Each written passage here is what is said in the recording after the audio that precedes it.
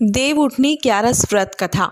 इस दिन भगवान विष्णु 4 महीने के बाद अपनी निद्रा से जागते हैं और इस दिन सारे शुभ कार्य शुरू हो जाते हैं। प्राचीन समय में एक राजा था।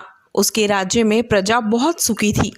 एकादशी के दिन उसके राज्य में कोई भी अन्न ग्रहण नहीं करता था और ना ही उनको बेचता था। सभी लोग फलाहार करते थे। एक बार भगवान श्री हरि ने राजा की परीक्षा लेनी चाहिए। तब भगवान श्री हरि एक सुंदरी का रूप धारण कर सड़क पर बैठ गए। जब राजा वहां से गुजरा तो उसने सुंदरी को देखा। वह सुंदरी को देखकर चकित रह गया।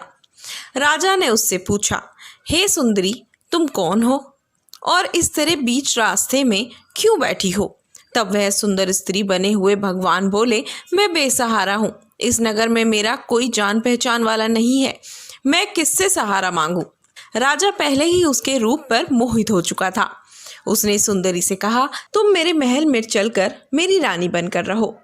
सुंदरी बोली, मैं तुम्हारी बात मान लूंगी, पर तुम्हें राज्य का अधिकार मुझे सौंपना होगा। राज्य पर मेरा पूर्ण अधिकार होगा। मैं जो भी बनाऊंगी तुम्हें खाना होगा। राजा उसके रूप पर मोहित था, इसलिए उसने सुंदरी की सभी शर्त स्वीकार कर ली। अगले ही दिन देवउठनी एकादशी थी।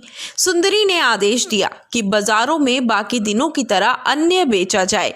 उसने महल में मांसाहारी भोजन पकवाया तथा परोस कर राजा को खाने के लिए कहा। यह देखकर राजा बोला, रानी, आज देवउठनी एकादशी है, मैं तो आज फलाहार करूंगा। तब सुंदरी ने अपनी शर्त याद दिलाई और कहा, या तो खाना खाओ, नहीं तो मैं बड़े राजकुमार का सर कटवा दूंगी। राजा ने अपनी स्थिति अपनी बड़ी रानी से कही।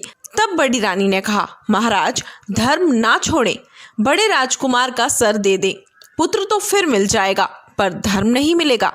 इसी दौरान बड़ा राजकुमार खेल कूद कर घर वापस आ गया। माँ की आंखों में आंसू देखकर राजकुमार ने अपनी माँ से रोने का कारण पूछा। तब बड़ी रानी ने अपने राजकुमार को सारी बात बताई। इस पर राजकुमार बोला, मैं सिर कटवाने के लिए तैयार हूँ। पिताजी के धर्म की रक्षा जरूर होगी। राजा दुखी मन से राजकुमार का सिर देने के लिए तैयार हो गया।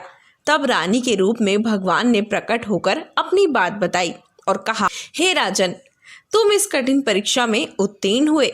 भगवान ने प्रसन्न मन से राजा को वर मांगने के लिए कहा। तब राजा बोले, हे प्रभु, हमारे पास आपका दिया हुआ सब कुछ है। आप हम पर अपना आशीर्वाद बनाए रखें और हमारा उद्धार करें। इसी समय वहां एक विमान उतरा। राजा ने बड़े राजकुमार को अपना सारा राज्य सौंप दिया और विमान में बैठकर परमधाम को चला गया। हे विष्णु भगवान, जैसे आपने राजा का उद्धार किया, उसी प्रकार कथा सुनने वाले, पढ़ने वाले, हुंकार भरने वाले सभी का भला करना, सब पर अपनी कृपा दृष्टि बनाए रखना।